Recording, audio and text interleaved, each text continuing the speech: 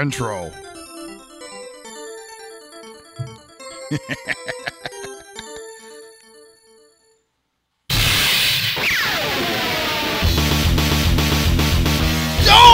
To the rooftop. Oh no. Oh, no. Fighting. Oh, no. Don't wait, Daddy.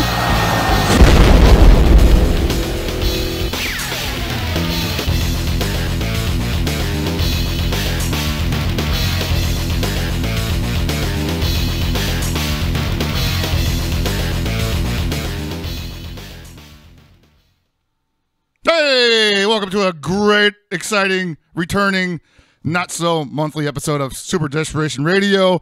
I am your host, Hellpockets, joined by my co-host, Dr. KOF, Gibby, the Man-Chess, and our special guest tonight, the Esteban, director, writer, commentator, evil champion, and vindicated Eagles fan. Enjoy it while it lasts, brother. We got a whole season. We got the draft coming up. We got a bunch of Eagles fans going to Dallas. Just hear us get the 32nd pick. Wow, you guys are traveling for that? You guys are going out? All right. I like to hear that, man. That's going to be like a new little bit of flavor for that little combine thing going on down there. Finally get some East Coast flavor out there. I mean, we got something to celebrate, right?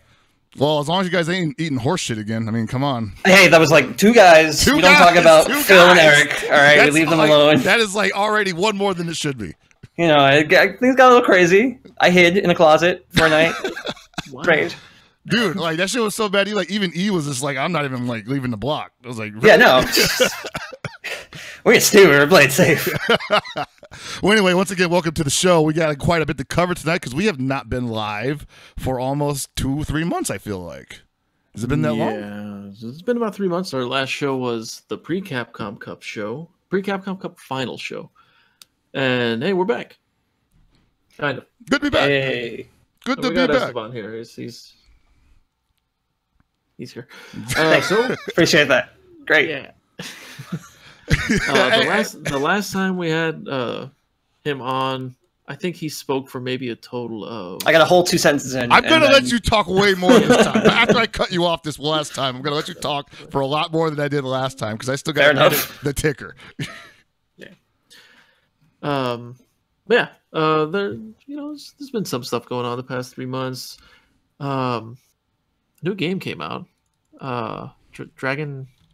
Never heard of it. Xenoverse V2. Dragon Quest 11. Dragon Quest 11. Oh, okay. Oh no, wait, that was last July. Xenoverse 2 did come out. You're right. They just got an update today too. Big update. Added more armor to moves. Everybody's pissed about it. Interesting. Yeah, they said it's ruining the competitive edge. I think it makes it more competitive, but I'm not a Xenoverse 2 player, so what do I know? You a Xenoverse 2 player? Hell no. No. What was the game? What's the game that came out? Pockets? Them's Fighting Herds is actually out. Finally? Jesus. All right. Anyway, Dragon Ball FighterZ came out. Everybody. We're not talking about Them's Fighting Herds. That's the Hellpockets. I took the joke too far, huh? You guys are gonna say uncle at Them's Fighting Herds, huh? All right. Hey, I saw it being played at a certain event that we'll talk about later. So it's got traction. I gotta say, it looks nice. It looks pretty, fun. like visually. I don't know how fun. No, it's got smooch loops instead of bite loops, but that's something. Smooch loops. I think we need more smooch loops in today's climate. I mean, as a single dad for the last 3 years, I definitely could use some more smooch loops in my life. See, he gets all the smooch loops he wants. Oh, I get to smooch this. There you go. See, smooches. Go. Love you. Good night. But yeah, Dragon Ball FighterZ came out. Pretty big deal. Everyone's been playing. Everyone. Even people who aren't like fans of Dragon Ball have been playing. How is that possible? Who is not a fan of Dragon Ball? People who like good things. Let me just mute this conversation. So, I don't know if the viewers know, but 2 out of 3 people here are Dragon Ball FighterZ commentators. And I'm not one of them. Did one event. Wait, you're not? You did 2 events. 2 events. Oh, that's true. I did do 2. Whoops. You are on the board with me. I have done 2 events as well, and we're in there, man. Like, they might as well start paying us in like the Satan dollars. No, I want actual money that I could pay my rent with. But you can take Satan dollars. I'll take Satan dollars any day. They're totally good at Satan land. Is that hell? Someone's tuning in for the first time, going, "What's happening right now?" What happened to Satan, Super man. Radio? Team Spooky really got weird. Oh my god. Well, that's what happens when you become a game goon halfway through your lifespan. You know. You're still confusing them. They're still confused. They're like, what? This is gangs? But anyway, Dragon Ball FighterZ is out, and like the explosion has occurred. Everybody is basically jumping on board with the game. The ones who aren't are still paying attention to it. It has become a main game. It was the final game at Winter Brawl 12 last night. It closed out the evening. 30K, actually, yeah, 32K viewers, man, to watch the run back of Chris G versus Sonic Fox. Just gonna say, I'll get this out of the way. It's on Twitter. I can't even hide it because I famously said I don't want to pick for the matchup, but I was pressed by SDR alumni Alex Sanchez and Super Effects to make a Pockets pick, and so I did. And of course, Pockets pick was Sonic Fox, the safe bet. And what can I say? Pockets pick 100% in 2018. Nothing else is new. Yeah. You pick the odds-on favorite guy to win. That's like me saying, yeah, I picked Roman Reigns to win the elimination. Right. But like, this is what I said. I said this before the first match. I knew it. I knew as soon as he got put in the losers, he was going to win. Like, as soon as he got put in the losers, back in top 32, it's like he's coming back and win the whole thing. Well, that was literally well, I won't say that was the only hard fight that he had, because he had a couple other hard matches that night, especially the second night. He definitely had some hard matches the second night. But the first night, he actually had a difficult match against Fame 96, and then we started to see cracks in the armor around then, and I knew everybody was watching that, even though people were writing it off as team tournament, you know, goofing. He took it seriously. You know, he was definitely popping off when he beat Nakiel and Fame, so people he's not afraid. He's not a player that hides things for, like, exhibitions or team tournaments. He's going to bring out all the dirt that he has, and if you beat it, then he's going to use that to just get better. So like it doesn't help him to hide stuff, and we saw that. Like, you know, he got beat by Chris pretty handily, and all of a sudden he destroyed Chris 6-0. Like you only get that with the adaptation. Yeah, that's adaptation, raw talent, and he was very public about how he was adjusting, because immediately after losing to Chris G, he's on Twitter talking about how Chris G beat him, why he lost, and some people, you know, might have been on the fence about maybe he was just making excuses, talking about how he didn't play the way that he wanted to play, and then we get to see in Grand Finals in the rematch, he definitely played the way that he wanted to play. He was punishing things that he previously wasn't. He was countering the raw tags. There were basically no mistakes for Chris G to make, unlike in the first match where he was allowed to make a couple. Right. So he's just good. Like, he's just good. And like, people forget. I said this at the event. It's like, people forget, like, they keep going like, oh, he's an NRS player, oh, and stuff like that. Like, this kid like destroyed everybody in Skullgirls. He was really good at like Chaos Code. He was really good at like Uniel. He's great at all these games that he puts his hands on. Like this, and it distills into this game where, like, you know, people are thinking of it as a team game, but it's also got roots in like KOF 11, where like you have three solid characters that occasionally tag in and stuff like that. So like this is a game that's made for him, and he's gonna dominate. Oh, totally. And like there was an article on Kotaku that basically labeled him the greatest fighting game player of our generation. Here we go. Yeah. Now we're gonna have to talk about this, because I'm not gonna say one way or the other whether or not he is, but the criteria behind his. He definitely meets the criteria. Let's put it that way. Yeah. If we're going to talk about accomplishments, if we're going to talk about accolades, he has like a trophy case of accomplishments that I don't think anyone else can touch in the way that he has, you know? Like, sure, you got people who have won multiple, you know, Street Fighter V tournaments, multiple big Street Fighter V tournaments that have been big money. They've won Capcom Pro Tour, or they won Capcom Cup. Still, man, like, if we're talking about someone who just goes somewhere and just causes damage and takes money, that is for sure, in this generation, Sonic Fox. I don't know anyone else that reaches that span, that has that grip, you know? I mean, how far back are we going? I'm just talking about right now. Like, we're just talking right about now, yeah, like, with the current generation. Yeah, I would agree with you. Like, yeah, Sonic Fox. Like some people are talking about Tokido, and I'm like, man, like, I'm not, no disrespect to Tokido at all, but he's only playing Street Fighter right now. He does have a long history, though. He does have the long history. I would put him second if we were making an order, but like, that's more of a greatest of all time kind of argument, though. Yeah, you know? that's the thing. It's like, you need a real time span. Like, you want to say like the last 5 years, last like 3 years. You got to really limit it, because of all time, it really widens the field. Exactly. And we can only base this on results. And if all your results are only in one game, it's kind of like, well, we're either going to dump all our eggs in one game's basket and ignore everybody else, or we're going to keep doing this the way that we've been doing it for the last 15 years. Which is, if John Choi wins 2 EVO tournaments in 1 year, he's the fucking GOAT.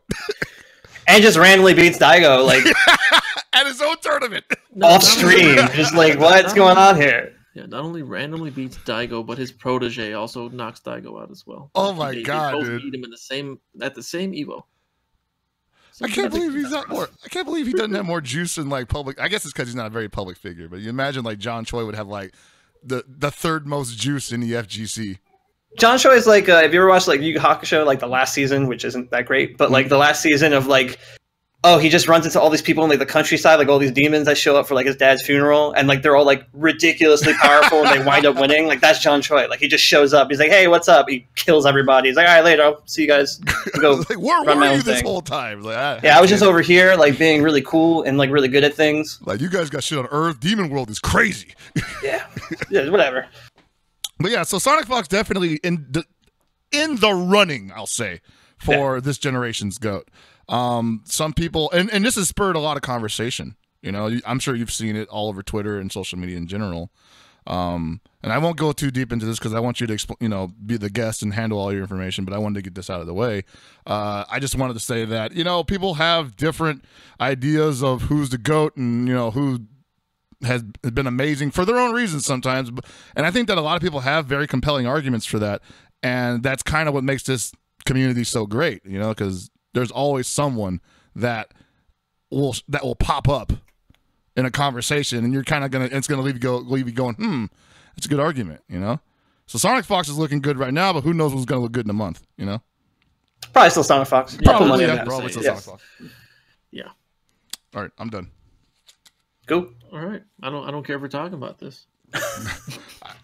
This is not something that who cares? Who cares in the long run? Just keep playing the game. We get a clean slate in final round. Come on. Final round is the start of CPT season. Yep.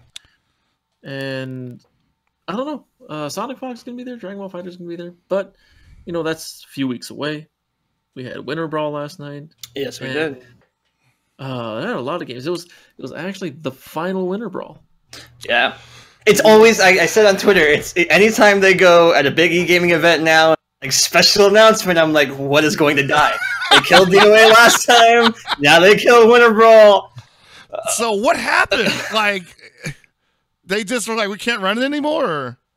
No, I think, and I've talked to Eric in the past about this, and he's mentioned it to me before. I think it's just, it's weird, right? They said on stream where it's like, they have NEC in November, and then 2 months later, they ask people to come back out for Winter Brawl, right? Like, we're lucky in Philadelphia that we have 3 or 4 events, by Big E Gaming consistent. But like, just between those two, they're too close together. Mm-hmm. And also, we see all these companies coming out, and they're like, they have all these tours, and Capcom Pro Tour, and other games have tours, but they all start later. Like, they all start after final round. So like, Winter Brawl is just in this weird spot of like, it's a community event, yes, but it doesn't get a lot of attention because none of the companies are really kind of focused on it. Mm-hmm. So I think in part of giving, that Big E Gaming crowd a break financially so they can come out to better events, I think it just helps them line up with other companies so they can get a little bit more sponsorship help, a little bit more, attendance help, and stuff like that.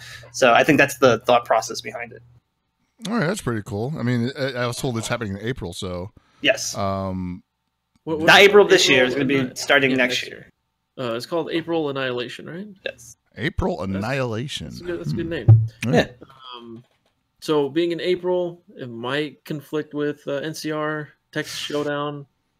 They're both around that time frame, if I remember right. Well, NCR is always on the same weekend every year, too, so hopefully it's always Easter weekend. Mid-April, maybe. So I know when Easter is, thanks to NCR. That's like a good point. I've since becoming like a freelancer, I've lost all track of time. Like, I didn't know what day it was today, and I was just like, oh, okay, cool. Oh man, I've been a freelancer for the past 3 years. I know exactly what you're talking about. I mean that's good. Now it's just Winter Brawl that's going away, right? Obviously, the other brands are sticking around because NEC is sticking around, Summer Jam sticking around, and then April Annihilation, and then whatever Eric Cook's up next, that'll be around too. Okay, cool. Good to know that he's expanding his reach a little bit, because I know that he runs probably the most events out of anybody as far as TOs go, and it's never really on that Pro Tour status. I mean, I think actually recently he did get one that was at least affiliated with it. He got Injustice was at Summer Jam. Yeah, okay, that's what that was. Yeah. So, now he has a real shot at possibly becoming part of at least a ranking event on the Pro Tour, which is nothing. I mean, he's already. I think Summer Jam is again a ranking. It's always that's the thing. Right. It's always been ranking events. Whereas up in the Northeast, Premier, then. Yeah, up in the Northeast, we don't really have any premier events. Even though New York is right there, and you have Jersey and Philly. So I think this is his attempt to kind of push for that, because it would be nice. We have Final Round, that's great, but we don't have anything in this area for the Northeasters up here. All right, well that's pretty important for you guys, because there's a whole lot of talent out on that coast that I'm sure gets tired of coming out here just to try and qualify. Yeah, it would be nice not to take a 6-hour flight to compete for some CPT points. It would just be nice. Just throw you a bone once or twice, huh? Can I drive for an hour and a half, please, Capcom? No, you don't have to drive. You take a Greyhound. That's what you do. No, I'm never doing that again. Did that? What is it? I forgot. Oh, I did it last year 2 years ago. I did that for NCR and Evo. That's not that bad for you though. You're in Lancaster, so anything that gets you out of there is godsend. Exactly. So that's what I was gonna say. Oh man, no, good for E though. That's really cool. And I mean, on top of that, having the first Dragon Ball FighterZ major ever, and it being such a huge success, I imagine people are going to be looking forward to April Annihilation next year. He'll probably have first crack at. Well, actually, no, I think Final Round will probably have first crack at whatever update comes through Dragon Ball FighterZ pipeline. But still, the brand is protect the brand. He has protected it. Yeah, I mean, I'm still kind of I'm still kind of surprised at how well DBZ is doing. I know, before release, I wasn't the biggest fan of it. I wasn't gonna say that, but I'll be very vocal about it. I thought the game was bad. I didn't like it. And post-release, it feels better. And I think having a full cast now kind of makes the game make more sense. There are different characters like Hit and Ginyu. That are really different. Plus, the system has a lot more time to kind of explore or be explored. So it's shaping it to be really good. I still think it has it's 1 or 2 patches away from being where I want it. And I feel some of the design decisions, making Reflect back in S instead of just having it push block, still, I think it just exists to be different, and that drives me insane. You can even still have the push block animation, just clean up the controls a little bit. But there's some things in that game that need a little bit more cleaning up, in my opinion. But I'm actually surprised and happy. I'm happy that this game turned out good, so all these people can play it, and we have interesting storylines and stuff like that. Because if it came out and it was bad and died in a month, it would just be so disheartening. It would be so disheartening. You gotta imagine with all the hype behind it, it would at least get a couple of months just straight on Vapors alone, but by that 3rd month, if it was not, firing on all cylinders like it is, I'd be re-examining my life decisions. But yeah, a lot of people are dumping all their eggs into the Dragon Ball FighterZ basket. I mean, it's not a bad idea. Well, there's no Pro Tour backing it right now. See, that's what I was going to actually talk about. It's I think you were trying to get, and this is the thing I was thinking about earlier, how the landscape has changed because of Pro Tours and tours and the marketing behind it. Dragon Ball has all this steam, and I think it's going to continue to have this steam to at least Evo. Mm-hmm. But if there's not a tour, or if there's not a plan behind this game, I don't know how long that hype keeps going. So I'm interested to see if they have plans. I don't know if they do, unfortunately. And, there's been talk of giant companies maybe not being a fan of it, but well, I hope they change their goddamn minds, because it's stupid and we should have a tour for this game. Yeah. Man, that's always such a weird thing, like getting like the parent companies and whatnot and like the brand sponsors to be like, hey, so that thing that you're technically footing the bill for, you can make some of that money back if you want. Yeah, you know? You can make a lot of that money back, like real easy. Like, I'm not a financial advisor, but let me just take a shot in the dark saying you can make a lot of money. I mean, I hate saying that like somebody else did it, so you can do it too. But I mean, come on, like Capcom did it, and Bandai Namco did it with Tekken. Like the damn publishers of the game did it. Like, it's just not impossible. And that's right. But the weird thing is like we're dealing with something that is for. I don't want to scare anybody, but it's a lot similar to the last game that people were expecting to get a Pro Tour, was totally a cool fit for it, but it just didn't happen.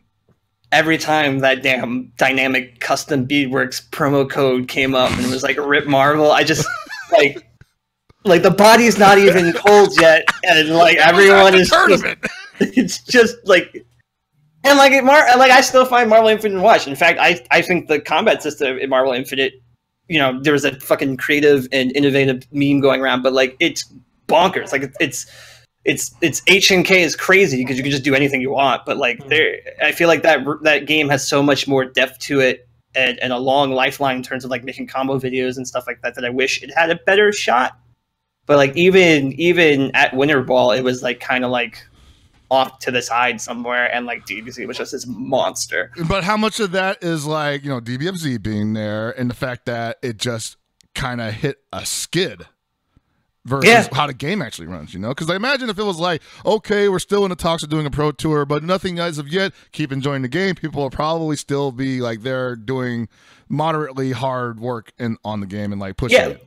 Yeah, when that CPT announcement came out and there's no Marvel, and then like the Kaku, like that's how crazy like Pro Tours have gone. Is like when a game is not on a Pro Tour, it's news. Like it's news. It's news when a game doesn't have a tour. Mm-hmm. And like they had to come out and be like, we have no plans for a tour for Marvel Infinite. Marvel Infinite will continue being Marvel Infinite in a corner somewhere by itself. We won't talk about it anymore.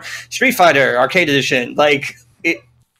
You know, it sucks. Like that sucks. Like if you're a player of that game and you really like the game, it's fucking awful. And a lot of those guys play Dragon Ball Fighters now, and they have to put up with that shit where people are just like, hey, you finally stepped over to a great game, and you got to bite your tongue because you're just like, I want to, like, you know, make this community work.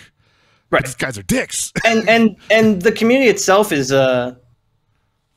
is doing a good job of keeping that game going. Like they really like playing the game. You know, they online tournaments. You got the Marvel Live crew. You got Persia, Kinder Party, and a bunch of other people that I'm forgetting. I'm sorry, but they're doing a lot of things. They just had online more recently, so you know, life will find a way. I mean, so you know me and Gibby like are the most sympathetic to people like that. You know, because like as KOF players, you know, we know what it's like to try to keep a game going. After, I won't say it's been abandoned, but it just looks like the light at the end of the tunnel got a little bit further away, you know? Dude, I was watching a Hydran trailer today. Like a Hydran trailer, like a new character for KOF 14. I was like, what? That's crazy. Like, the support SNK has been putting behind this game is great. Like, it's great. I was so surprised at Evil Japan. Like, I love Oswald just because he's a cool character. I say that out loud, and people look at me and I hate that. You fucking nerd. Like, whatever. Like, he throws cards. He's cool. I think Carter wanted to like yell at me for like all of Evil Japan, whatever. He's weird. What's his problem?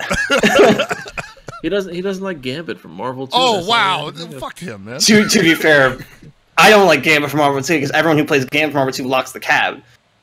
Oh yeah. That's true. Anytime Nerd Josh is at a cab with Marvel 2, he locks the goddamn thing because he's 12. Yeah, that sounds about right. Well, Oswald's different. Oswald just like kills you in like 2 combos. Well, yeah. Sometimes I like characters like that. I play John Talbane. You think I care? There you go. Yeah, you know, it's a pretty good mix. But yeah, like SNK has been throwing a lot of support behind KOF 14. But the one thing that is on at least my mind and several other people who have been pushing for it is like, when are we going to get another championship series? You know, when is this going to start looking like an esport again? Because the first time, you know, they did it. Let's just put it that way. They finished it. At least they finished it. And then we expected them to learn from that. And obviously they did. And they were like, we're not doing it again. So I'm just saying, like, we're kind of in a similar situation as Marvel Infinite, where we have a game that we love very much. And it's as far as like development support is going. Ours is obviously a little bit better because SNK is still pumping out information and pumping out data for it, and obviously giving us a 3.0 update, and we're very happy for that. But beyond that, there's still a lot of community support to be had coming up and down the pipeline. Yep. I'm interested. Like, I want a new Metal Slug. Like, come on, where is it? Man, you're one of those people. Metal Slug is dope. Didn't it get like a re-release of like all 5 of them or some shit? Well, yeah, but it's not enough. Metal Slug. There's a new Metal Slug. It's on. No! Oh, I don't want to talk about that one. I don't. That's getting that was in the dark times of SNK, where I was like, oh no, this company is. We've got to make our money back. And then all of a sudden they're like, we brought the jingle back, and I was like, all right, I'm back on board with this one. That cost them $8 billion. Yeah, it's a nice looking animation too. Yeah, bringing the old SNK jingle back is probably the best thing they've done. But they're supporting everything. It's cool. We've got 2 DLC characters announced. We have 2 more down the pipeline. They've got SNK heroines. Heroines? Heroines. I don't know what I said. Heroines? Heroines? I don't want to call it drug. Right. I saying, hey, heroin. Heroines. I've been saying heroines the entire time. I don't know which ones. Look, man, English isn't my first language. Leave me alone.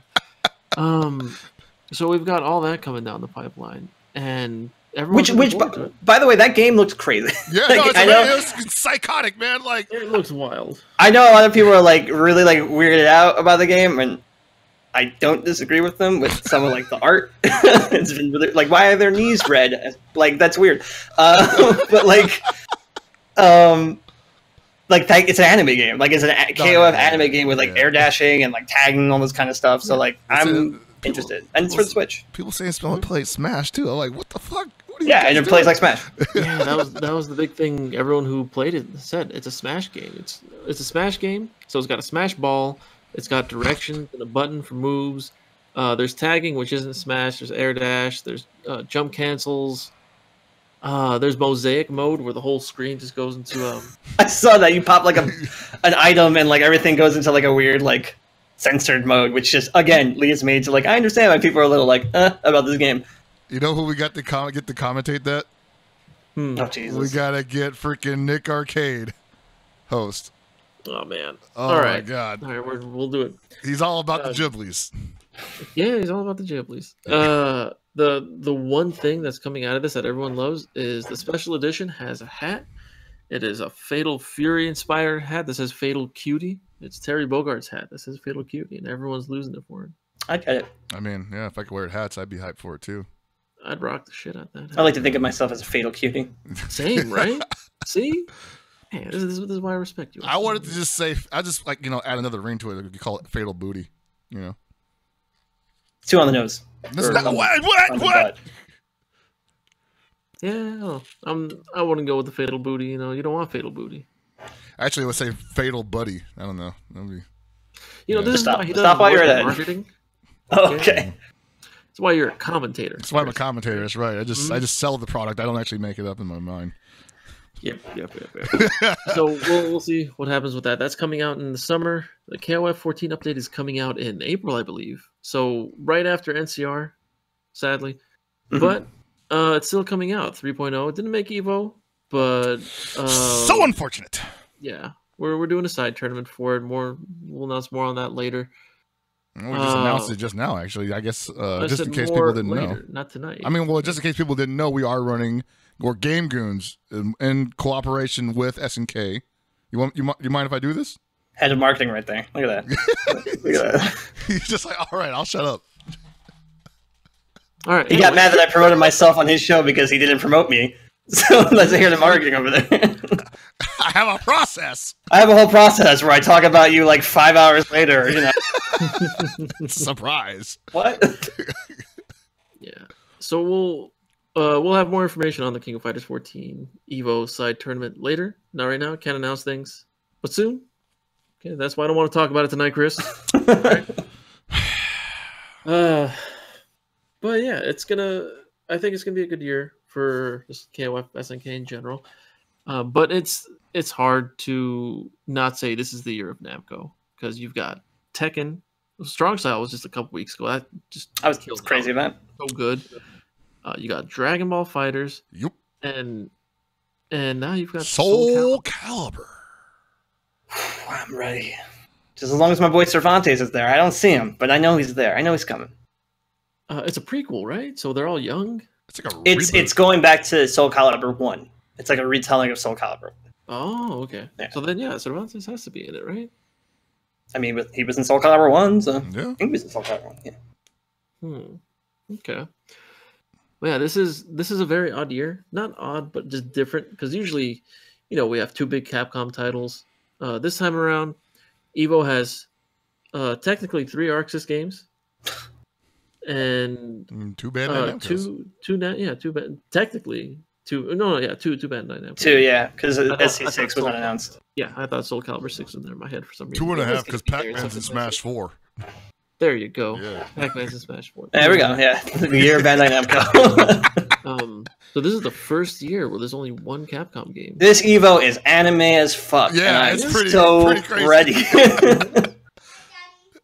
This is Sorry. That's cool. It's not fun. Shit, there's already Anime Evo. So what is this? Like, this is just they're calling this Evo World now too because of Evo Japan. Yes. Yeah, they had to distinguish. I noticed that, which is So, cool. Evo World of Anime. That's what it's going to be. That's right. Everyone bring your Dakimuras. Oh, No, okay, I don't even know. Someone bring me one that's clean, please. None of them are clean. I know. I was in Japan, for KSB, and like the Canadian anime guys and like Stickbug, we were like in like Madarake or whatever like that, and I actually saw one for the first time, like the cover, and it was like $400 for the cover, and I was just like, man, this is a whole world I don't exist in that's foreign to me. Anyway, sorry, side story. No, that's cool. This is good to know because now I know how much money all my friends who buy these things have. Yeah. Chris, you shouldn't be spending money on that. Instead, just send it my way. But yeah, Winter the year kind of kicked off with Evo Japan. Yeah. And Winter Brawl followed suit, but Winter Brawl had Dragon Ball Fighters. Evo Japan didn't have it there. It did not. Unfortunate, but It came out the same. So that was weird because it came out the same weekend in US, but I was out there for like for the week of Evo Japan and a week afterwards, and it came out a week after Evo Japan. So you guys are literally in that lull. So like we were seeing ads for a game like on like buses and stuff like that, and on Yodobashi camera that we were playing in the Airbnb. It was really strange. Hellpockets didn't go to Evo Japan because of Dragon Ball Fighters. Well, I mean, Hanzo Gonzo didn't go to Japan. I mean, he didn't really see Japan because of Dragon Ball Fighters. Oh, what a nerd! But that's Hanzo Gonzo. That's what he does. I'm pulling his leg, but like there was one day where I was like, "Where's Hanzo?" And you just hear, "Oh, there he is." Okay. I mean, even if I had gone, I probably would have spent a fair amount of time in a hotel playing.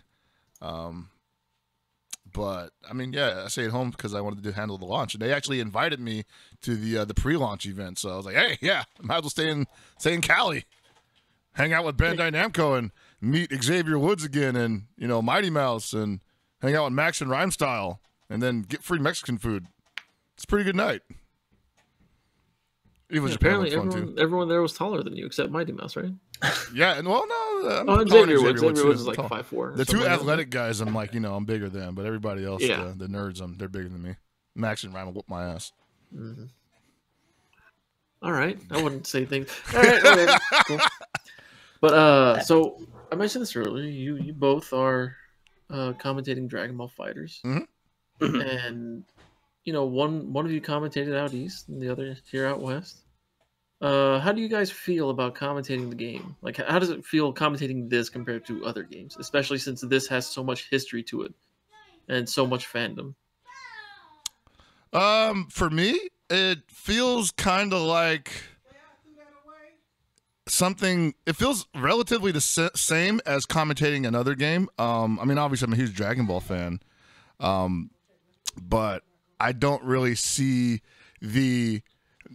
I don't necessarily see like the pull of being respectful to the lore as much as I am to the players themselves and the action on the screen. Because the game's amazing, despite it being like a Dragon Ball IP. There's all sorts of crazy stuff that happens in this game just because it's unique to this system.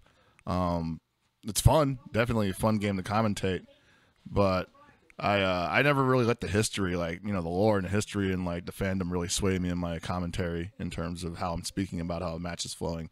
If there's like, you know, a window for it, I might crack a joke, but that's it. Yeah, I mean, like for me, like, you know, I'm just starting to do commentary. It's just something I've always been interested in, and I find this game pretty easy to talk about. Like, there's a lot of stuff happening at all times. There's not a lot of like quote unquote dead air. So like, you know, if you want to do call play by play, you can do play by play. If you want to let it breathe, you can let it breathe. It feels really like flexible, and the game's not too complicated either. Like trying to talk about Tekken sometimes is like me trying to like do like complicated like physics problems. Like it's crazy. Like and then trying to break that down for people who may have never seen Tekken or like or don't know much about Tekken 7, like that, you have to take that into account. In this game, like, you know, a lot of people know the characters, a lot of people understand what's happening on screen. It's pretty easy to talk about. I don't like to talk about lore stuff a lot. I don't do that with a lot of games. I definitely don't want to do it with Dragon Ball. I feel like a lot of people like lean towards that because, like, you know, the game is new and you need something to talk about. But I will tell you this, like this game is the game to start the commentary war. Like commentator war, everyone wants to commentate this. It's like we got the great, like, you thought like Civil War was bad, like Captain America versus Iron Man. Wait till like Sajam and Steve like split up, and there's like that's you know, you can't work together. We're not allowing that. Yeah, I'm with Sajam because Steve punched me in the face one day. So like, oh my god. I'm going to tell that story later on. You can tell it right now. I watched it live. I saw that. So there was a Wizard World. And we were doing that, and I was allowed to be on the couch for one of the games. We played 1-2 Switch. You know, Switch was just out. We were playing it, and it was me and Steve versus Sajam and Rip. And like there was like one of the games was like a guitar mini game. And so like Steve was like rocking out whatever and like leaned on me, and he got so hyped he turned around, he like backhanded me in the eye, and my glasses went flying. And like the fucked up part is that we were on the same team. Like he took his own goddamn teammate out. Now he threatens me with like playing Switch all the time. Like playing Switch now is like a threat. Like it's just like, hey, you want to play some Switch? I'm like, got some trouble. Like, oh, hold on, like, calm down. You gotta stay 5-10 feet away from Steve whenever you play anything with him. Just to be safe. See, we had like so back at Tekken World Tour Finals, we had like little Luca sandwiches, and like that the man the night before like jumped like 6 feet to celebrate the Ninja Turtles come out in E-League. He jumped 7 for little Luca sandwiches. That man is dangerous. He's gonna kill either himself or like an entire production team. Holy crap, dude! Sorry, you need that kind of energy in there, man. Keeps everybody young and awake. Yeah. Or blind in my case. Or blind, yeah. If he hits you right in the left eye, yeah, Jesus. Monthly driving test. Oh my god, dude! Make sure that that redness still attached. Yeah, the commentary wars are gonna be real serious around this. Like people are, I mean, already you see people just like saying what they like and don't like about commentary, and I'm not gonna get into that because obviously that's in the eye of the beholder, and that's subjective as hell. But at the same time, you know, there's going to be some furniture moving. Yep. For the next several months, you know, people are going to get in where they can. They're going to dig in and hold on for dear life, and hope it works out for the best. Might even be some people undercutting. Yeah, I mean, it's definitely going to be interesting. I mean, even at Winter Brawl, you could see like I saw this is the first time Winter Brawl like tried to take commentary like seriously. Usually it's been a very much like community grassroots thing, like anybody who plays or whatever wants to jump on the mic because they don't have people jump on the mic. But this was the first time they tried to do a schedule and try to like promote commentators. But everyone wanted to commentate Dragon Ball, so that's why you just have like, and it worked out where you have like Ray Jr. commentating Tekken. Like that was great. I don't know if anybody saw that, but like you just have like this 10-year-old kid commentating Tekken, and he was good at it too. That was like the best part to me. He was like super knowledgeable and he knew how to talk it. But you know, I gotta imagine like, you know, Chris Seg does the real stuff for Evo. I gotta imagine his inbox is full or will be full with everybody who wants to Dragon Ball. And I wonder if it'll have an adverse effect on commentary, or like to me, I think it's a great time to do commentary right now because like Dragon Ball is not a hard game to learn. It's not a hard game to talk. And with everybody trying to flood the inboxes to play this game, that leaves a lot of room for elsewhere. So like if you want to like talk about Tekken or commentate like, you know, other games, like everyone's focused on this one game. This is a good time to practice and then go for the game you want to go. Another one, yeah, because the thing is like I'll say this, as a guy who's commentated EVO several times in top 8, you know, the packages are relatively the same for everybody, if not exactly the same in terms of like how much you get paid and how much they basically massage your ego about it. So if your goal is just to be a top 8 commentator, you don't have to do Dragon Ball Fighters, obviously. You know, you can. In fact, that's probably the toughest road right now. Yeah, for real, you know. And another thing, aspiring commentators, learn multiple games. It doesn't have to be Street Fighter V, it doesn't have to be Tekken, but you know, be open to that stuff, because what producers really like is when they can bring one guy on the road for 3 jobs. Right, yeah, like, the less hands, the better. Like, we won't go into why, but, like, it helps. You know, you can do multiple games. But, like, for me, like, the 2 games I really want to commentate are, like, Tekken and Vampire Savior. One game, you know, is very popular right now, and the other game is, like, my favorite game to play still. So, like, you know, you don't have to be like, you know, I want to do EVO top 16 for Street Fighter. Like, no, like, if you really want to commentate HNK, go for it. Like, you know, cut your teeth on these games that have more visibility, more people that can help you, and then once you get your style down, go into the game that you want to do, even if it's not like the most popular thing right now. I think a lot of people, I mean, like, I think we have BlazBlue Cross Tag Battle coming, right? That is like literally 5 games in one. Like, it's crazy. You got Persona, Ruby's not even a game. Like, I think Zerk asked me about like Ruby, and I looked at him like with the blankest of stares. Like, I have no idea what that is. I'm with you on that. It's like Uniel and then, you know, BlazBlue. Like, this, somebody who could talk all 4 of those things is worth more than gold at this point come EVO time. So. Well, I'm throwing my hat back into the commentary race.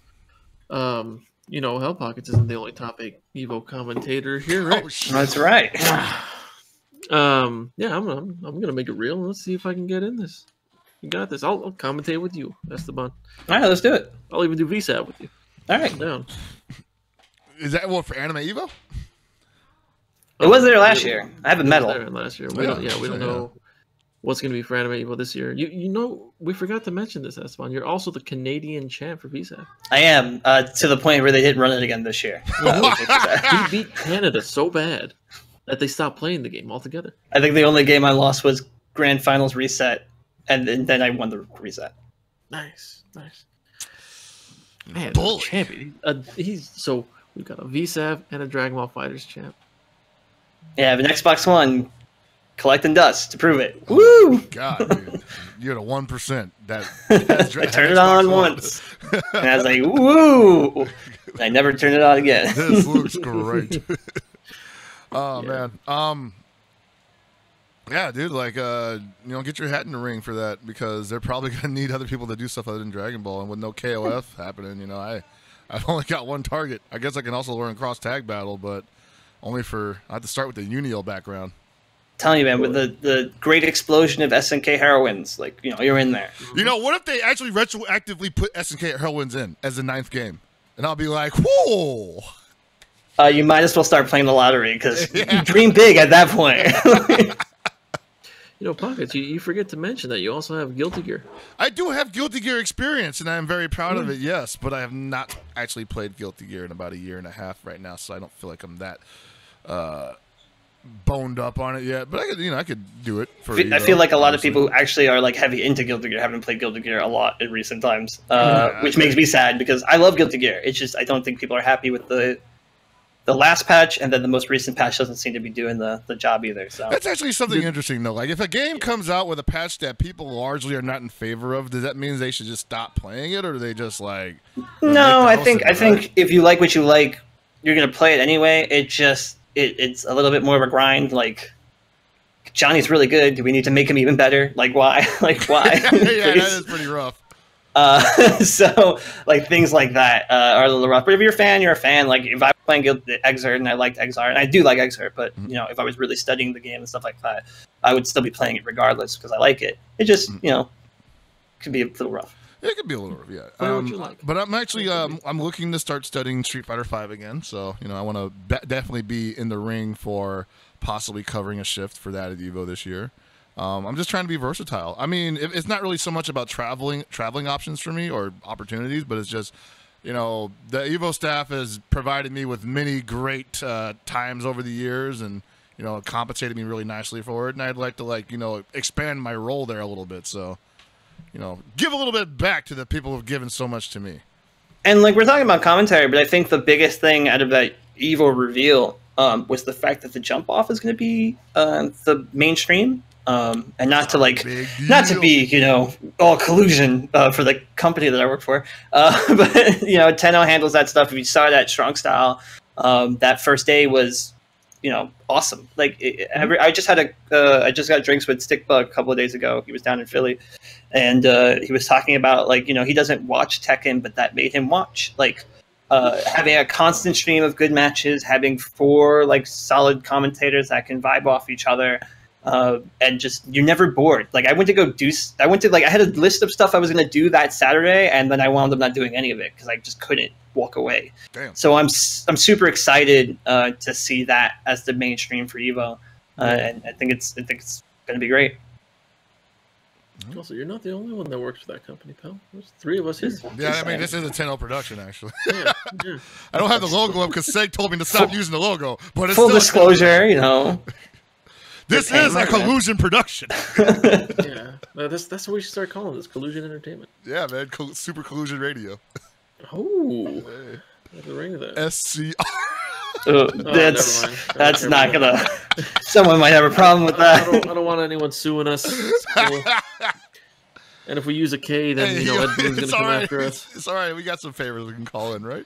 Probably gonna dive bomb through your window. He's close enough too, right? Like, I at least can forgive me. He already beat my ass in Dragon Ball FighterZ, man. Oh, really? You let that man beat you? Come on. It was 2-1. You call yourself a goon? He cheated. Oh, really? He cheated. Yeah. All right. Actually, speaking of SDR, I'm looking to go back this year. I want to get back into going to California majors and making my presence felt and just, like, you know, throwing my weight around a little bit. So hopefully I can do that, especially with the advent that NorCal is actually the strongest region in California for Dragon Ball FighterZ. Gotta fly the flag, baby. Sin-Cal standoff happened last night. And you know what the top 3 were? All 3 Tenshinhan players. But not just all 3 Tenshinhan players. All 3 NorCal Tenshinhan players ruled the top 8 of Sin-Cal standoff at Fresno, somewhere in Fresno last night. So, doesn't matter though. Do they have a tail? No. Then they're not the best Dragon Ball FighterZ player. Wow. That belongs to one man. Wow. He's got a blue furry hat on, and his name is Sonic Fox. All I'm going to say is, sure, he beat some people that traveled out to the East Coast, but he has yet to come out to the West Coast and see what we got to offer him. He needed to come out here because he wants you to keep that hope alive that you'll actually, like, and I am obliging him, sir. I am obliging him. But, you know, once he's done with Goichi at final round, he'll come for you too. So is that happening? Is that happening? I don't know. But I gotta imagine if they're in that bracket, they're going to run into each other. Okay. And I hope Goichi beats him, and, you know, I hope they're winning meeting winners, and then beats him, and then he wouldn't have the same shit happen again. He just emerges with blood, like, on his hands, like, can't even find Goichi. There's just nobody left. It's gonna be good either way. Whoever wins is gonna be good. Because if Sonic Fox loses, you know what that means? Sonic Fox is going to come back even stronger. Yeah, that's the scary part. That's the terrifying part. It's the freaking tail, man. The goddamn Saiyans, I swear to God. So if you cut off his tail, he gets stronger? Actually... It's anytime they're near death, they, like, double in power. Because, you don't kill them. Plot hole. Oh, yeah, you're right. Yeah, they're the original shonen hero, man. Like, you know, you didn't kill him, he's going to come back with a new super. Yeah. Gave him all that meter. Gonna access the debug menu on you, and you're just gonna disappear. it's like when you're Mr. KOF and you got the Sansculot combo going against Iori, and you almost killed him, but you didn't. And then he just wastes you in one combo. You gave him all that meter. Shout out to John Tran. Mr. John Tran to you, pal. Mr. John Tran. We can't call him Mr. KOF anymore because no, he's Mr. John Tran. Just Mr. John Tran. Yeah. Sorry, Esteban, you don't know who Mr. John Tran is. Nope. Well, yeah, I think this is going to be an exciting year for fighting games, even for Street Fighter. Street Fighter 5, we've got Street Fighter 5 Arcade Edition, bunch of new updates, new characters. People can finally shut up about putting Sagat in this game. Well, they're not going. No, he's not in the game yet, is he? Yeah. I'm not going to shut up until he's in the game. if I don't see a fireball being thrown outside of like V-Trigger, no, I'm gonna burn my copy live. Do you think like, they actually do that? I think that would be like the biggest FU to everybody. I would imagine somewhere in there would be like, you know, it'd be different if you just do not throw fireballs unless he's in V-Trigger. Yeah, like 5 tiger knees instead. And you will actually feel me scream. Like wherever you are, wherever you're, US, Europe, Asia, you'll just feel the anger. I've been waiting for this for too long. Just like at 6 in the morning, all of a sudden, just rings out across the United States. I still think the perfect V-Trigger, and I've said this before, is that you activate and he just turns into Super Turbo Sprite, and he's just Osagat. Like, just do that. Like, that'd be perfect. Like, he throws the robe or whatever he's got on, and he's just a Super Turbo Sprite. Perfect. That's all I want. I like that, but would he become ST? Yes, everything would be ST. I don't know if that's good or bad, but like, I just want the cheap stuff. Oh well, yeah. I mean, I'm all about that. Oh, man, the creativity in Street Fighter V definitely is like, you know, a butt clincher.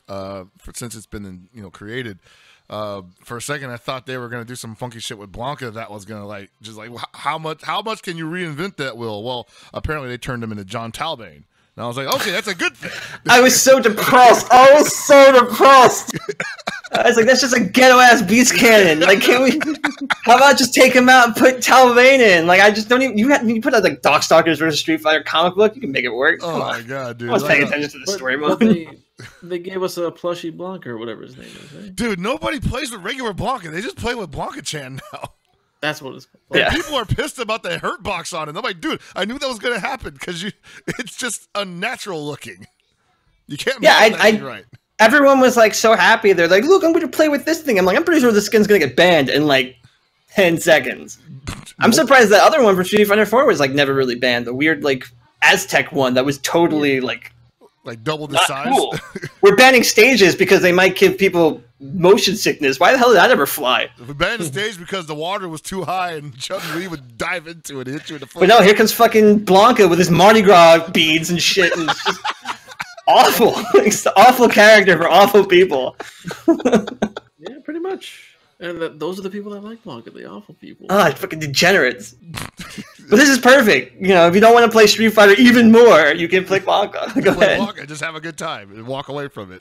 I miss footsies. Oh my God! Well, they came out with him with the quickness too, man. They came out with him with the quickness. They were just like, okay, here's Sakura, boom, here's Blanca. Now you don't. I wonder if they're just gonna be like, yeah, all right, we're gonna take a break. You know, take a month off. Maybe another character in April, March. Everybody enjoy St. Patty's Day. Well, at the rate they're going, it looks like once a month. Be released by Evo. Everybody? Yeah. I don't know. Six characters. Because remember, Evo's in August now. That's a good point. Yeah. So every character will be released and if they God, better be playable. Schedule. Better be playable by Evo. That's the only shot I have it making past for round one is if Sagat's playable. Oh wow. You're not even practicing. He's like, I'm just gonna like theory craft Sagat. Nope, that's right.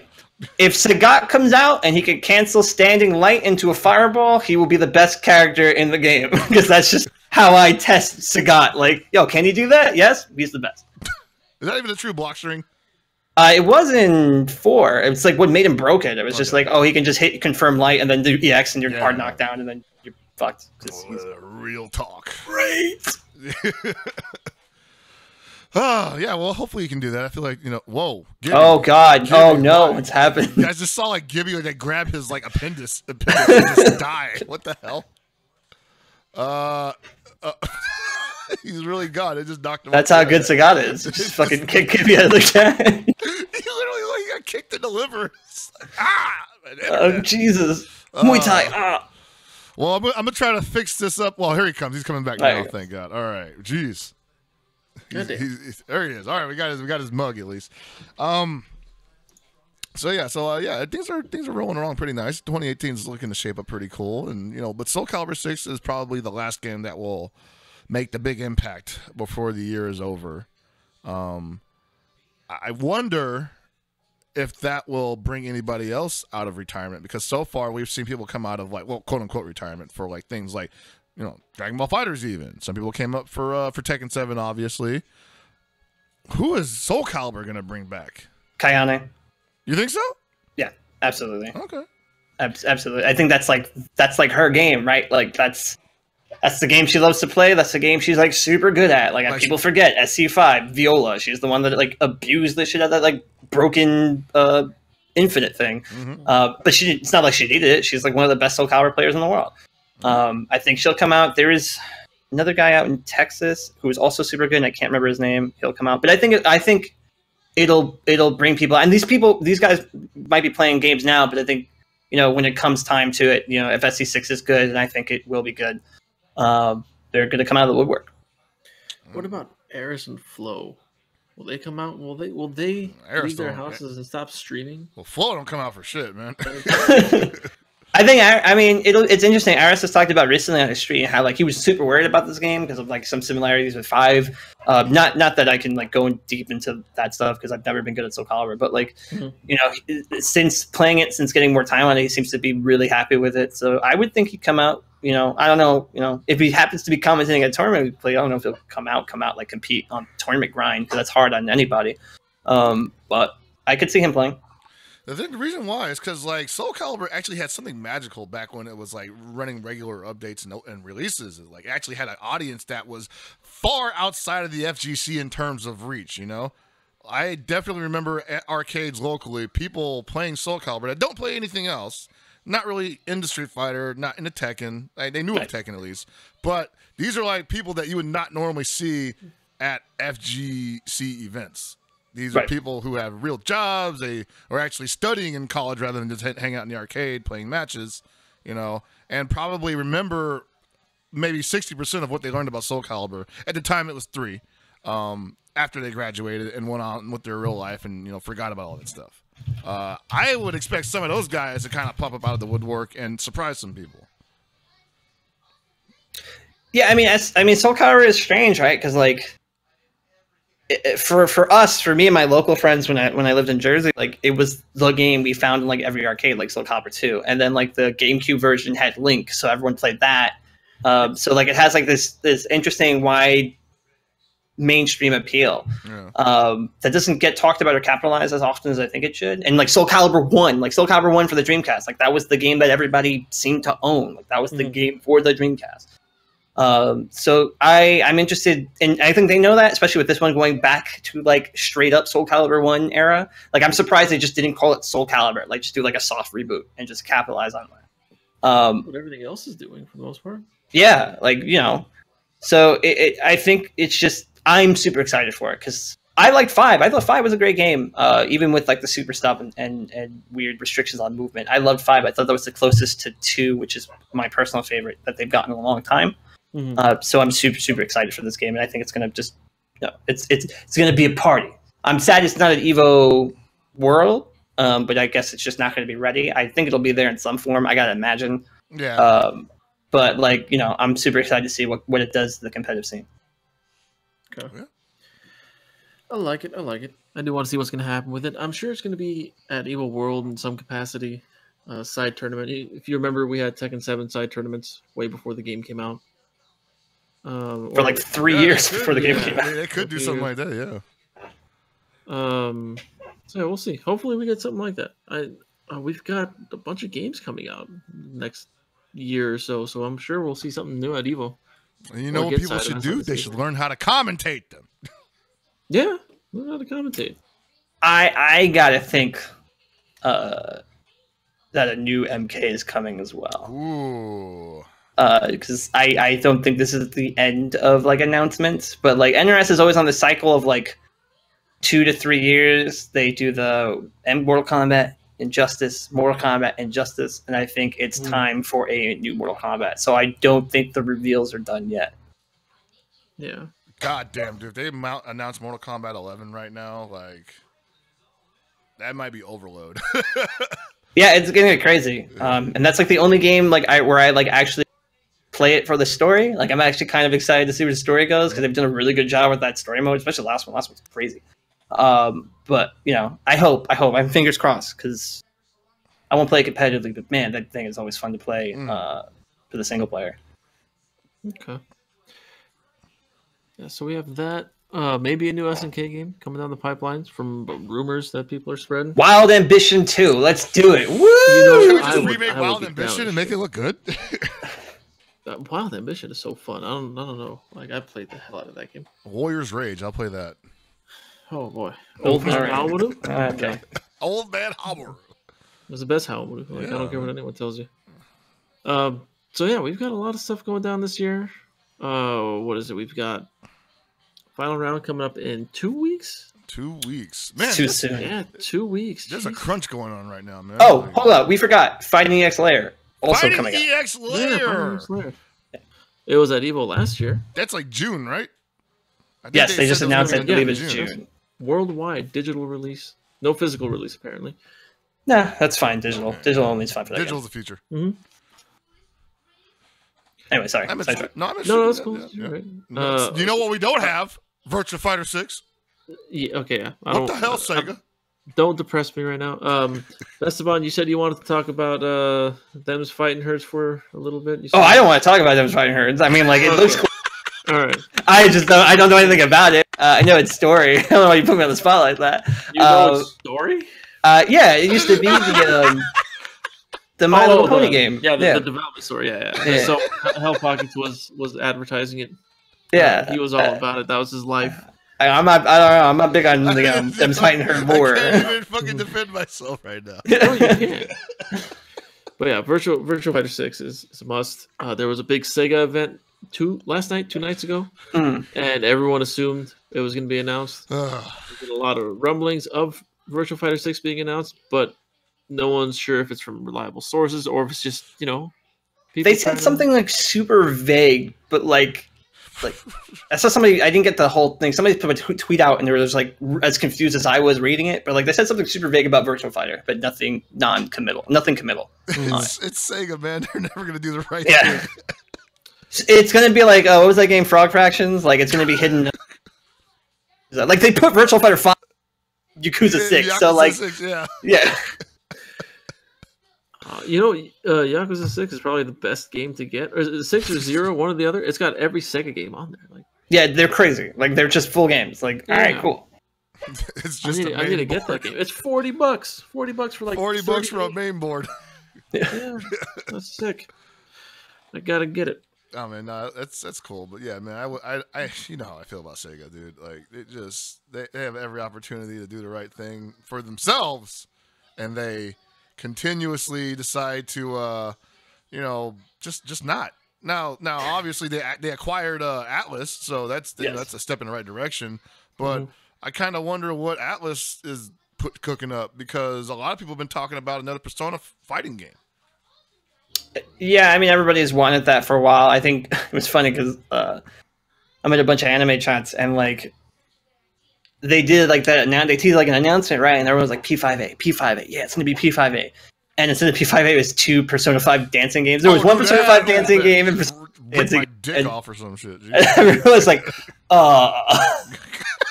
So I don't know. We'll see. I know the director P4A wants to do it. And from what I played of Persona, I think it'd be really cool. Persona 5, I think it'd be really cool. They're a little busy right now, though. Yeah, they're super busy right now. They're basically churning out Mugen for June release. Yeah, man. So like it'll come eventually, but yeah, Virtua Can you imagine if they're like the Ruby characters and they're like, so Omega Tom Hanks is coming to play the cross tag battle? I'd buy like 3 copies. I mean, that would be the best. That would be the best surprise. That'd be the best Easter egg. If you want people to like really just like pay attention to this game, Giants. I also think it's a good idea, and I wouldn't put it past them, but like I would not be surprised if a Persona 5 character was in Blaze Blue Cross Tag Battle, and then you get to kind of like stealth tease a Persona 5 fighting game. That'd be some scary shit, brother. That'd be cool.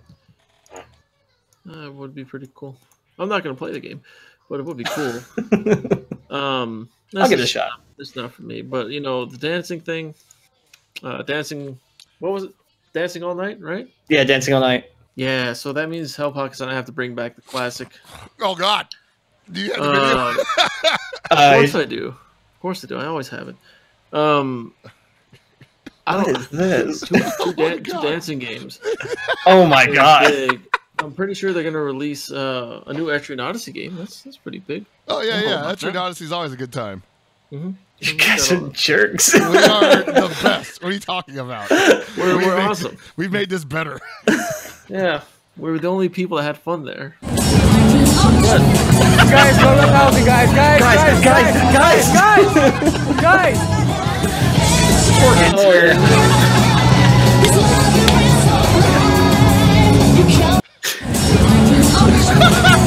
go to housing, guys. If you didn't know, Hellpockets and I are the best duo in the universe. If you ever want to have fun at an event, if you ever want your event to succeed and do well, you get me and Hellpockets to show up, and we will mosh wherever the hell we are. Right? All I need is one of these right here, and I'm good to go. Yeah, and I just need someone to fix my back, and I mean, I'll still do it without the fixed back. But if you fix my back, I will go all night long. You know, I will dancing all night, right? That's what it is. Bam. Yeah. So we're coming to a close. I think that's the pinnacle of that's a good way to close out. the year. No, it's not a good way to close it out yet. Excuse me. Esteban, you have anything you're working on? Anything you want to talk about in particular? Yeah. So I haven't done a lot of like FGC video outside of like the Tekken stuff. If you haven't seen the Tekken stuff I've done, go to the Bandai Namco official fight channel. It's a mouthful of the name, and you can see a bunch of the Tekken recaps I've done the past 2 years. But I've also recently become a part of this company called NoClip. It's led by Danny O'Dwyer, former editorial at GameSpot, and he does a bunch of cool gaming documentaries. So he's done a bunch of stuff on Final Fantasy XIV and the death and rebirth of that game, Doom. We just put out one on Horizon. So I'm editing a lot of the Patreon content for that. I'll be editing a lot of behind the scenes content for them. And maybe if we're lucky, there might be a FGC video or two up there. So Ooh. Can I be in this one? No. Ah. Just, fingers crossed. But, if you're a fan, you should keep your eye on that. Wink, wink. Oh, nudge. see, he's saying that. Subscribe to the channel. Please, I'm hungry. Yeah, he's saying that we're going to be in it. This is exactly what Mike Z did. Mike Oh Z my came God, on the geez, show Mike and Z, said can that we bring that up? Hellpockets and I were going to be on Indivisible. We were going to do voice work for the game. This freaking guy won't even respond to us anymore, man. Like, you don't know me. I gave you a freaking cheeseburger. Dude. Except he put Wooly in there, so what? you just got pushed to You the son side. of a bitch! Oh, you don't know that? No! They're in the background of him and his Matt are in the background of one of the stages of Skullgirls, I believe. Hold on. Did Mike Z confuse Wooly and that other guy? So basically, random black guy, random white guy for you got replaced. Black guy, this random. Oh, Yeah. Are you freaking kidding me? I don't believe it. You know what? I just lost all respect for Mike Z. What? God damn it! It's a bullshit. Crusty ass mother. Oh my God. Where can they follow you? I even beat him in Dragon Ball Fighters. You can follow me on Twitter at twitter.com/thebestabon. I also have twitch.tv/thebestabon. I haven't really used it much, but I did get a very nice SNES Classic from Gibby. Not that I got it, I bought it from him.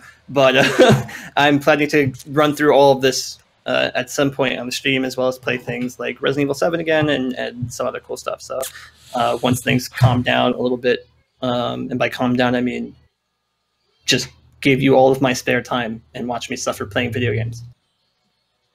All right, I like that. I want to watch you suffer. It was fun watching Seg suffer for a while, and then he quit. Yeah, he gave up. Mm-hmm. He gave up. Yeah, we work for a quitter. What the hell? Yeah. We need somebody with more stick-to-itiveness, like Hanzo. No, I'm kidding. Never. No. You know who sees everything to the end? I do. I do not start a new game until I finish a game. Good point. You're gonna start a new company called O10, and then That's good. come for the crown. That's good. Probably. I don't have the capital for it, but I can find investors.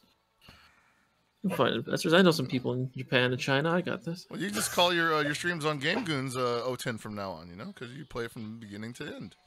All right, I like O10 it. beginning to end. There we go. Hey, it even rhymes, man. Shit. Just made you So, money. You can follow Hellpockets. Where Hellpockets? At You can Hellpockets? follow me at Hellpockets. You can see it below my camera thing there at Hellpockets on okay, Twitter. Yeah. Follow me. I'm at Manchester here. Chris, what were you gonna say? Sorry. And I was also going to say you can follow us for further adventures at Game Goons TV. Let me just put that in there in the chat. You can follow us at SDR Cast and at Game Goons TV. Also follow Team Spooky here. Follow Team Spooky. Follow them on Twitter as well. We'll have a better overlay later on some other time. When you come back in 6 months. Yeah, that's what I was gonna say. We'll come back in like 6 months.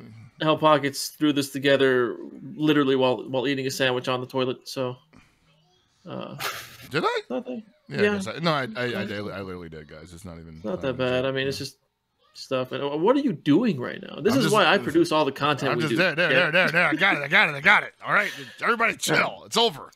Anyway, yeah, if you want to see more stuff from me and Pockets, you can go check us out over at twitch.tv/GameGoons. Follow the Twitter account at GameGoonsTV on Twitter. Follow SDRcast on Twitter. Team Spooky on Twitter. Follow the Best of On again. Is that the only place where they can find you? There's also, I haven't used it really often, but there's twitter.com/holdbacktoblock. You can find a lot of my videos from there. YouTube.com/holdbacktoblock is actually where all the videos are. And if you haven't actually seen it, it's free on YouTube. It's free on that said channel, FGC Film. Search it up. It's a whole hour and 20-minute documentary on the fighting game community. I made it. Cool. Watch it. Nice. I'm still waiting on my Blu-ray. I have like a box. You should have told me. I would have bringing like 6. I still got to give I think 20 people theirs. I don't know. Sorry, it's been busy. It's been a busy couple years. 2 weeks. So we've got that, and I think is that everything? You know what? I think this is the first time we've been joined by a 2-time champion, right? A 2-time champion. You said 2-time, and I was like, oh god, my heart skipped. My dad here? What? What? No. Neither of our fathers are here. Okay, just checking. My dad's not here either. See, we're all. I am the dad. Nice. Same, man. We're old. Yeah, we are, man. Speak for yourself. Shit. It'll happen. Right. It'll happen. Anyway, Chris, you want to close out? You close things out. I close things out every now and then, once in a while. Yeah. So I want to thank everybody for watching this not so monthly episode of Super Desperation Radio. We will try to. When are we going to do this again? Probably when something big is worth talking about again. 6 months. 6 months. Yeah, there we go. Next time there's something worth talking about, 6 months from now, we will be live again, possibly with a new special guest. It's probably Sonic Fox. I think he needs to get on the show. 6 months from now, I want Sonic Fox to come in here and talk to me about his process playing Chris G last weekend. Yeah, I bodied him. Like that's it. That's is that all you can tell me? That's all you got? Yeah. But anyway, She just sucks. Make sure that you watch us tomorrow night on twitch.tv/GameGoons at 8 p.m. Pacific Standard Time for Mount Pauzu Arcade, the Dragon Ball Fighters and Dragon Ball centric talk show featuring me and Meta Abe of Game Goons fame. And you can also go to... there's a special guest. There's a special guest. There's also a special guest. Thank you for reminding me of Did you forget about your own special guest? I did not forget about my own special guest. I was getting to that. I was going to talk about the Teespring real quick. But anyway, the special guest, you're going to want to... He's been doing a little bit of talking. You might want to check this episode out. Perfect Legend will be joining us tomorrow night on Mount Pauzu Arcade. And I don't think he's going to be filtering anything because... Well, why bother? He put everything on Twitter already, Now he gets to elaborate on that, No more subtleties. He's just going to let it all hang out. And I'm just mentally preparing for that, He's out for blood right now. He's going to be a great guest. He's always a great guest. So make sure you check that out tomorrow at 8 p.m. Pacific Standard Time on twitch.tv/GameGoons. We'll put the link in the chat later on. And you can also check us out if you want one of these cool t-shirts like what Gibby's wearing right there. This one is actually not for sale, but the one that he's wearing, Straight Goonin', our new design by Resident Art Goon Meta Abe, and by, what the hell is that? That's not one of ours. You can go to teespring.com /store/game-goons. I'll put that in the chat as well. But that's where you can go and buy our nice apparel that is currently on sale for an indefinite amount of time. We're just going to keep it up forever, really. It's going to cool. And new designs are coming soon. So if you want other kinds of, stuff, it's coming. We got hoodies, we got girls' t-shirts, we got men's t-shirt, and coming soon zip-up hoodies. And Zipper putties. Zipper putties, yeah, I think that's important. Anyway, that's about it for us. I don't have a snazzy Super Effects closer or anything other than can I use the Fatal Showdown thing maybe? That'd be whatever the hell you want. Oh, okay, cool. All right, so thank you for watching. Aren't you the producer? Why are you asking? I don't know. I like to give a straw poll. I don't like to just do things unilaterally. That's how a democracy What should I eat works. for breakfast We today? live How in about dinner? We live You know in a what? democratic Stop. society. Okay, Everybody's opinion matters. This is what we're doing. The guest, you're closing the show out. Screw Hellpockets. Go. Thank you for watching SCR. Subscribe to all the things people said, and have a great night. This is Mutiny!